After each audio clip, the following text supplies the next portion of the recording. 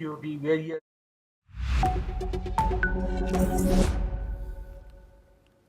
Hello and welcome. I'm Thomas Porteous and you're watching NewsX World. Let's take a look at some of the top stories in which we are first head to the US, where President Donald Trump has departed from Washington aboard Air Force One to head to a meeting with Russian President Vladimir Putin in Alaska for discussions about a possible ceasefire deal for Ukraine. The White House has said that Trump is accompanied by Secretary of State Marco Rubio, Treasury Secretary Scott Bessent, Commerce Secretary Howard Lutnick, and CIA Director John Ratcliffe, as well as other top aides, says the White House. Ahead of the meeting, Trump posted high stakes on Truth Social. We will be covering this as events unfold in this ongoing crucial day of the geopolitical calendar. We are joined by Megha Sharma, who is the Senior Executive Editor here on NewsX World. Megha, why is this such an important meeting for the world of geopolitics? Okay, we hope that Megha joins us in just a few minutes or seconds. Donald Trump is en route to Alaska, as we can see them going up the stairs of the famous aircraft, Air Force One. He has reiterated that these talks are indeed high stakes with the Russian president. And they will take place in Alaska. Megha Sharma joins us now. She's the Senior Executive Editor of NewsX World. Megha, why is this such an important day for Europe and the rest of the world? What are people waiting for? What are people looking for in this meeting? Right, Tom, it is perhaps one of the biggest days in the conflict between Ukraine and Russia that has been going on since 2024. But even before that, 2014, the Crimea conflict, where the annexation of that particular region that is part of Ukraine was also protested by Ukraine and other European countries as well. But that's a thing in the past. Today, when President Trump of the United States of America is going to be in Alaska in just a short while, there is a meeting that has been lined up between his Russian counterpart Vladimir Putin that takes place at 11:30 a.m. local time, which is going to be 1 p.m. Indian Standard Time, is going to then be the bulwark on which the future of the Ukraine-Russia conflict lies. Now, the questions are several that need to be answered, whether there is going to be a precursor that is going to be initiated for further talks between Ukraine and Russia, with conditions being put forth and agreed to sign that peace deal, to sign that ceasefire. That's the biggest question. The European countries, including France, Germany, United Kingdom, have all come out in support of Ukraine, and time and again urged Trump to not sign any deal at the behest of Ukraine till the time there is the head of the state, Volodymyr Zelensky, who is present, and only then there should be a trilateral meet between the three leaders of the three states, and any conclusion that can be drawn or any agreement that can be signed amongst them all. Megha, what are your thoughts on as the world watches of these two men at the center of this? Donald Trump, President of the United States, and Vladimir Putin, the President of Russia. What are both men trying to get out of this meet that the whole world is watching? Yes, it's interesting to note it has been a long time since Donald Trump and Vladimir Putin came face to face. The last time that both these leaders met was in 2018. This was in Helsinki in Finland, and it was called the Trump-Putin Summit. Now, much water has flown under the bridge since then, where Trump in his first term was very positive about his relationship with Putin. It has deteriorated over time since his appointment, since his election as the President of America for the second term. Now, US President Donald Trump is primarily looking to be this broker of peace. He has been talking about how he has been able to able to successfully negotiate peace deals, whether it is about India, Pakistan, whether it was about Thailand, Cambodia. Of course, Armenia and Azerbaijan, that was a peace deal that happened, that was brokered in the presence of the US president. So here, I think this has been his campaign policy as well, even before his election, that he said that he will bring peace to the region, that he is going to bring a ceasefire to happen between both countries. So that's his, I think, number one incentive. Well, for Vladimir Putin, it is again, because this is the first time there is an interface between the US president and the Russian president. This move by US President Donald Trump to meet Putin in Alaska has been questioned by a number of European leaders, talking about how this presents itself as an opportunity for Putin to present him as an individual and as the head of the state of Russia, to be able to have conversations, have negotiations with Trump. But then again, the very position that Trump has taken to be the negotiator, he has to be present to have any sort of talks with Putin, because there are no European leaders who are in a position to speak to Putin. So Trump becomes the spokesperson, representative of the European nations, of the NATO allies, to hold talks, at least bring up. This is a precursor to any deal, if at all, that could be signed. So I think these are huge gains. I mean, gains for President Putin as well, because this is for the first time that anybody from the NATO allies have been able to sit him down and speak to him about what is going to be the future steps that Russia and for that matter Ukraine and even the other European countries are perhaps going to take further down the road, if at all there was a ceasefire or any sort of a negotiation that were to happen between both the countries. That was Megha Sharma, Executive Editor for NewsX World. Megha, pleasure to get your insight on this developing story. We're now joined by two further guests to get their insight as well. We're joined by Adit Kothari and Peter Cardillo. Adit is a foreign affairs expert, and Peter joins us as a market economist at Spartan Capital Securities in New York. Adit, I wanted to move to you first. Many people are saying that even if nothing does come out of this summit in Alaska, that Vladimir Putin has already won. Does this signal Russia's diplomatic return to the global stage?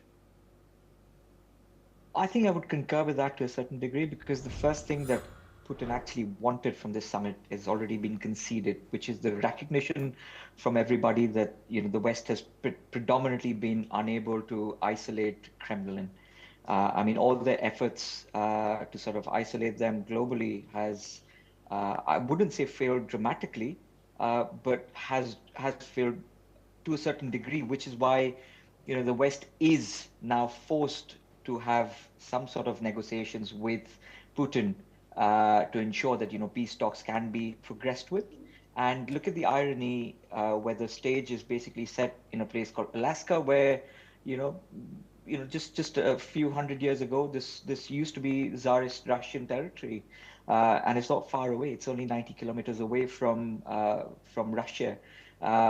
So from the optics perspective, having this particular peace talk in Alaska sends out a message that boundaries are revocable, or boundaries are interchangeable, and land swaps are possible. So that is the basic optics messaging that is going out to the global community. So much so, both men are, heavily driven by their ego. Both are, megalomaniacs of a certain kind, and both want victory of certain sorts. So I'm guessing that track to diplomacy would have worked between Kremlin and Washington, D.C., where some amount of political strategic maneuvering would have been agreed upon as to what the giveaway and the takeaways are going to be from this particular summit and this particular talk. President Trump is saying that, if it's a failure, then, it's going to be over in minutes. I don't see this getting over in minutes. I think, from a track to diplomacy perspective, they would have come to some sort of an understanding. Now, the question is whatever the understanding between Russia and United States is, whether Ukraine finds it acceptable or not. If it doesn't find acceptable, do the United States and their allies continue to provide ammunition and support to Ukraine? Therefore, I think those are some of the questions which will be answered in the next few hours. Adit, thank you. Peter, I wanted to move on to you next. We will talk about the possibility and how Moscow has been isolated and Putin's hopes to get out of that later. However, Donald Trump, the American president, one of the first presidents to invite Russia onto American soil, the last since 1988.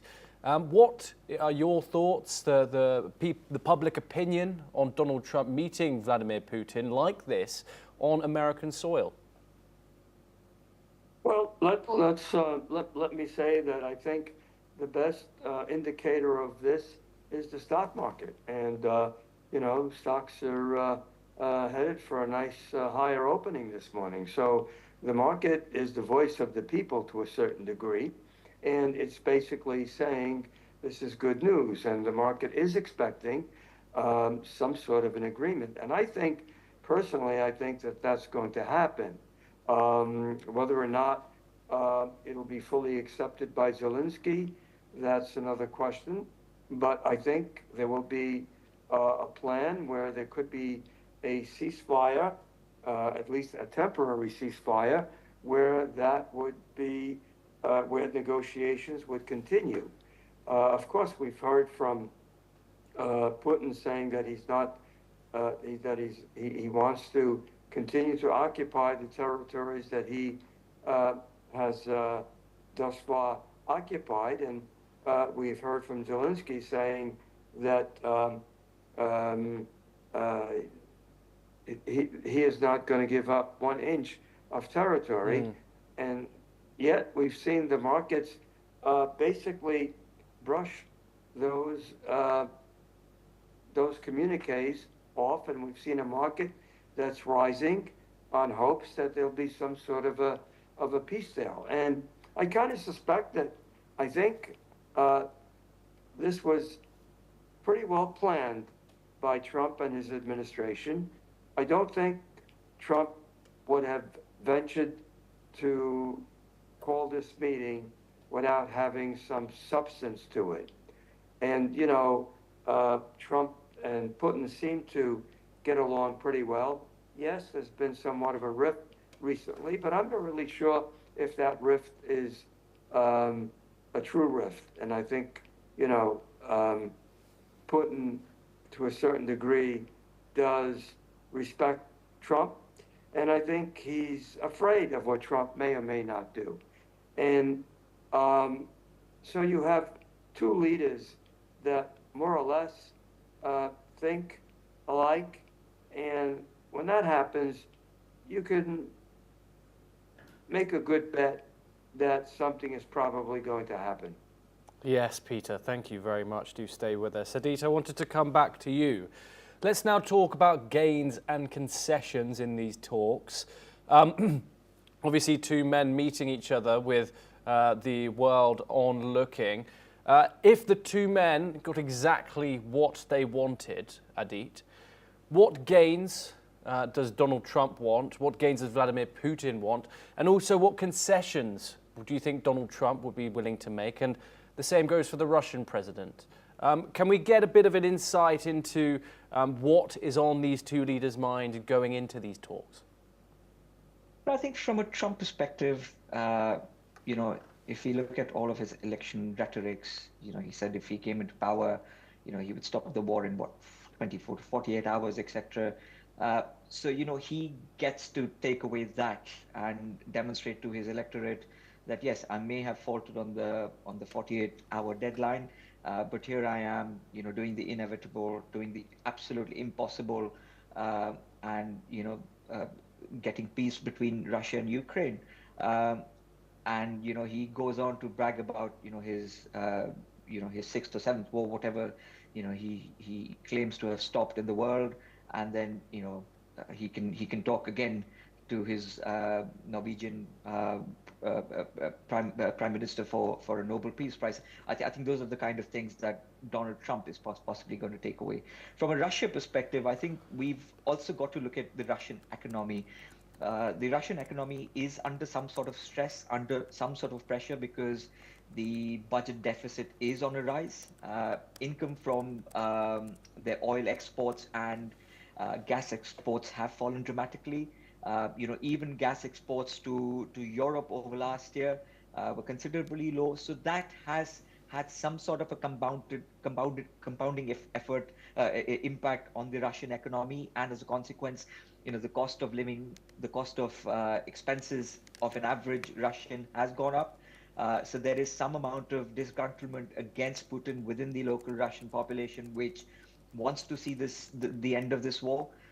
So with the end of this war, Putin goes back to his people, and can talk about rehabilitation of Russian ties with the globe, Yes. to an extent, and thereby ensure that Russia is back on the global map. Yes, we have some breaking news coming in. Thank you very much, Adi. We will be staying with us. While speaking on the meeting with Putin, Trump has said that there could be severe consequences.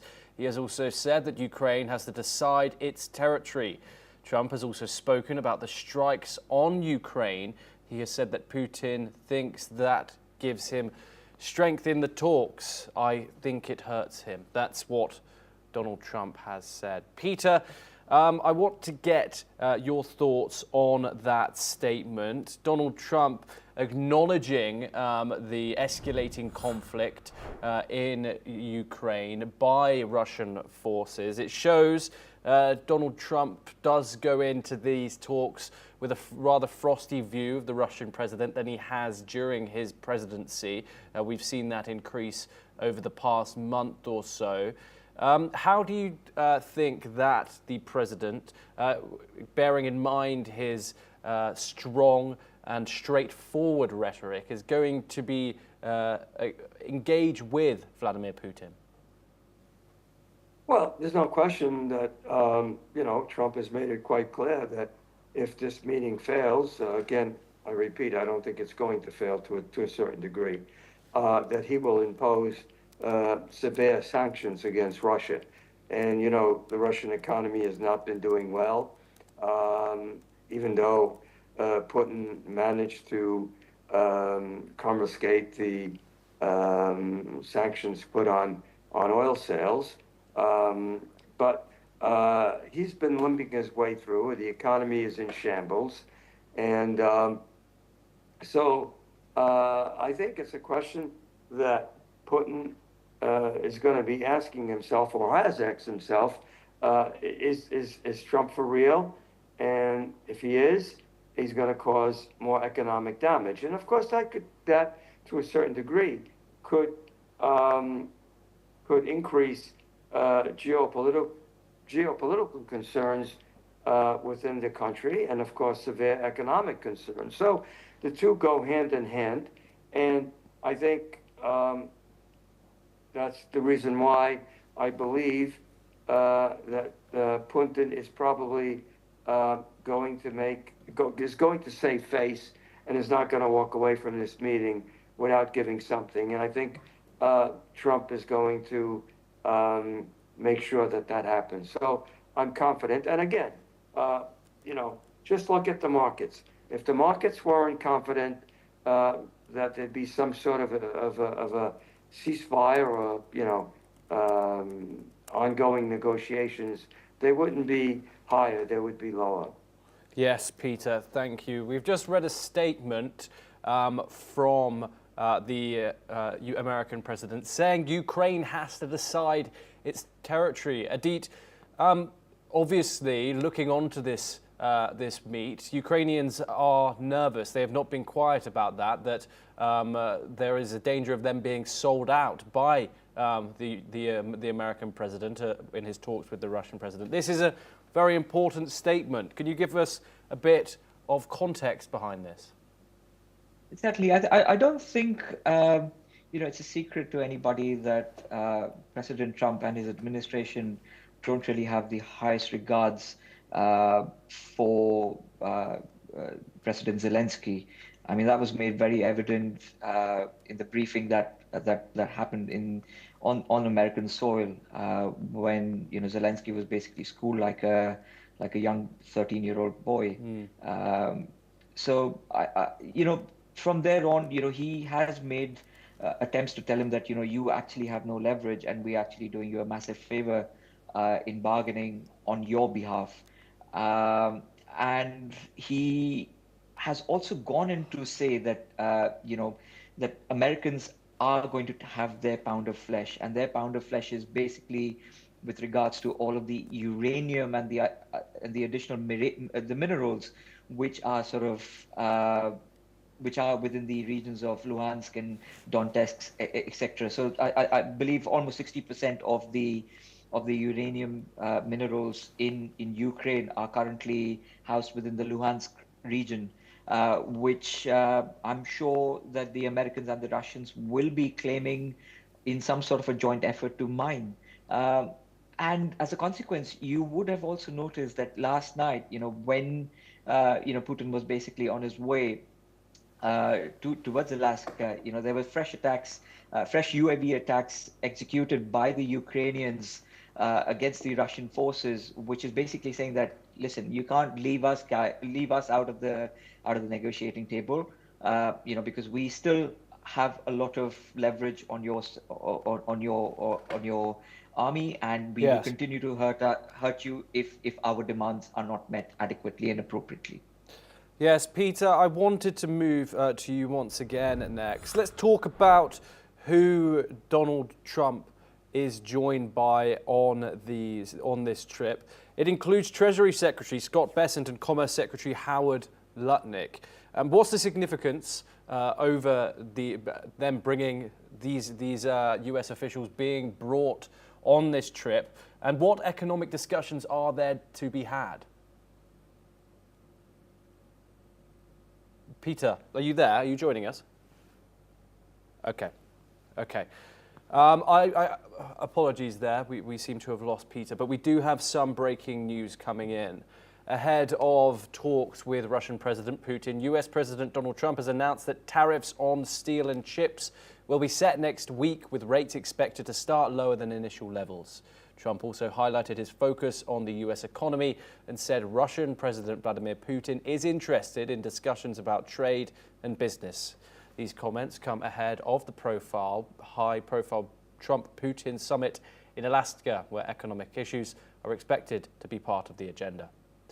Adit, let's move back to that we've said previously, that Treasury Secretary Scott Bessent and Commerce Secretary Howard Lutnick are on that plane to Alaska with the US president. What is on the economic agenda that both the United States and Russia are to discuss? I think, like I mentioned in my last discussion with yourself, Luhansk is going to be on the top agenda item, which is, how do the Russians and the United States basically go about joint economic effort to try and mine that particular region for uranium. Along with everybody else, the chief of the CIA is also going to be there. So there's going to be a lot of talks about intelligence sharing. There's also going to be talks about how they can come to some sort of a compromise to ensure that they are all on the same page and the same table, and they have something to take away for their domestic audience. Yes, indeed. And would you mind giving us a bit of the rhetoric and the worries that Ukraine faces in possibly Donald Trump here legitimizing Putin on the world stage? We did see some imagery earlier, some peculiar imagery of the Russian foreign minister coming in into a press conference in Alaska with a CCP, a USSR jumper on.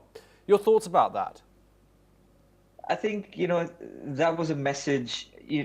Remember, it's written in English, so of course, that was basically from an optics perspective, sending out a message that the old Soviet Union still lives on and lives on in the form of the current Russian, uh,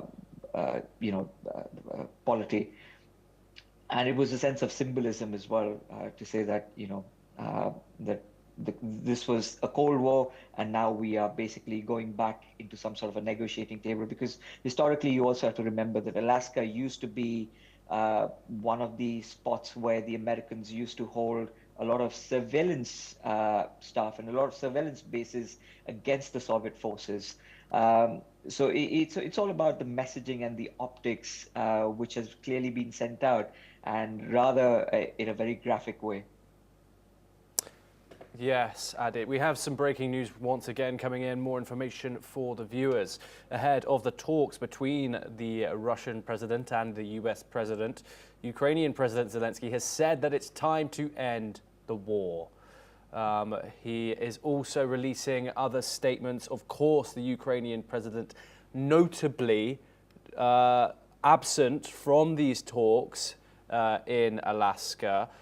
The significance of that, Adit, the relationship between the Russian president, the Ukrainian president, and the US president. We've certainly seen a tumultuous journey between the two of them. Let's take it back to that meeting in the White House, like something that we've never seen before, where Zelensky was humiliated in front of the world's press, and then moving forward to a meeting, a very serious-looking meeting in St. Peter's Basilica after the Pope Francis's funeral.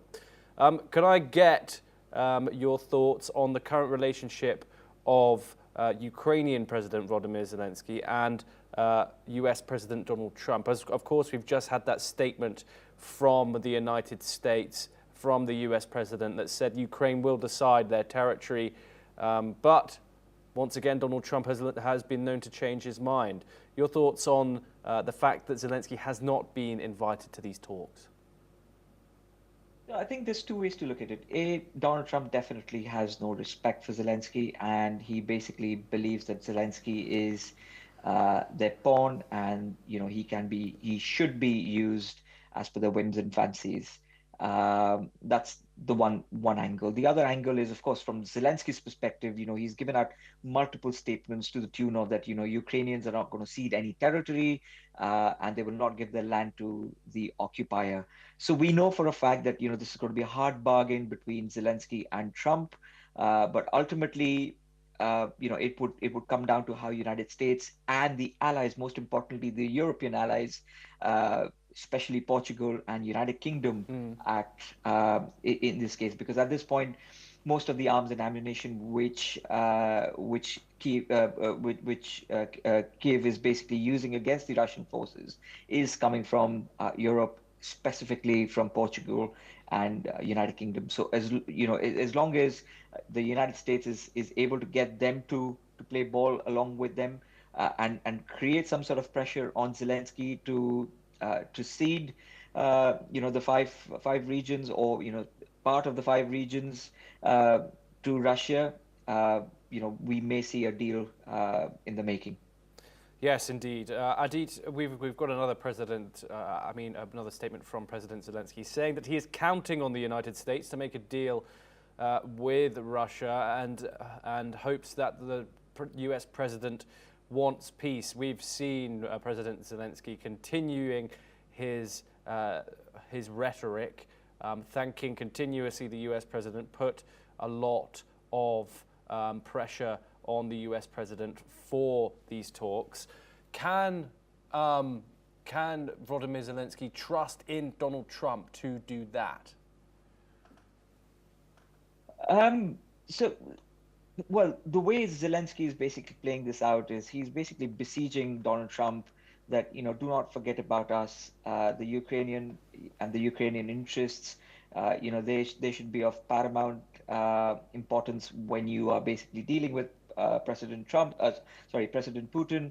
And, he's basically repeating this again and again so that, Trump basically keeps that in mind, that without Zelensky and without the Ukrainian approval, no peace treaty can be signed. So I think that's basically a sort of a reminder to President Trump as a consequence. But we've also got to bear in mind that the victory that Putin basically sees, he constantly insists that the land that has been seized by Russia, which is Donetsk, Luhansk, and Kherson and Crimea, he is not willing to cede any ground on those particular regions which have been secured by the Russian forces. In addition, they also want more sureties from the Ukrainians that the Russians living in Ukraine will be treated in a humane way and will not be treated in an unfair manner as they have been done so in the past. So, there's a lot of negotiations to be done, and that negotiation cannot be completed without Zelensky. I think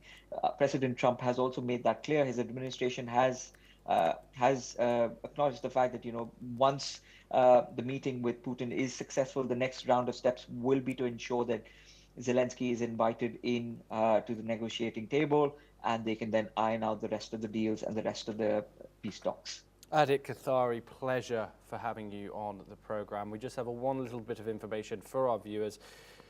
President Zelensky has said that these vital Putin-Trump talks opens up a path towards peace, substantive three-way discussion between leaders of the United States, Ukraine and Russia. We will, of course, continue to bring you all the updates that we do get on this much anticipated meeting with Vladimir Putin and Donald Trump. That is all that we have time for now, but we will continue to bring you more news updates from around the world. Thank you for joining us.